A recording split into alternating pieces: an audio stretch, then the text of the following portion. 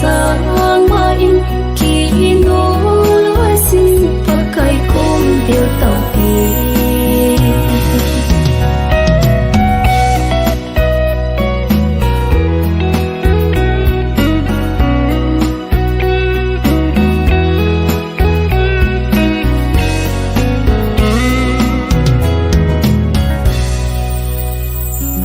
hin hút su he mặn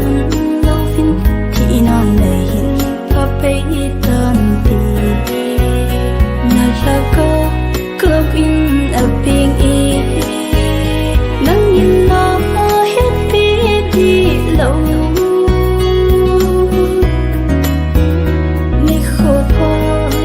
về lối rừng phiền kỹ sáng khăn tiết vài kỹ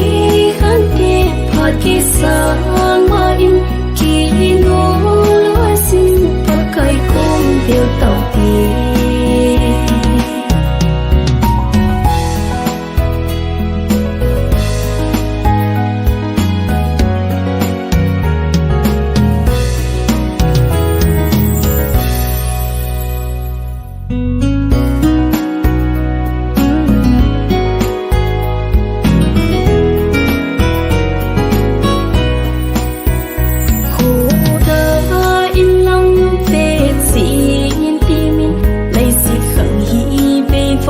tan tì thu pi tên na ilut mà sang ô phan hoi ne bên pakai ko biloi su hin pi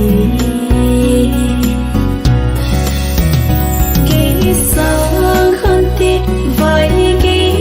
khan ti phat ki sang ma in ngô lúa xin và cây cung điều tàu tiền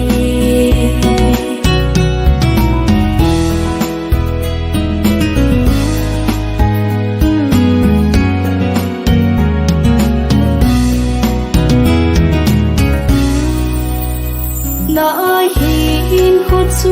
hết mặn lâu vin thì nan đầy hin thắp bấy tan tì nà la cơ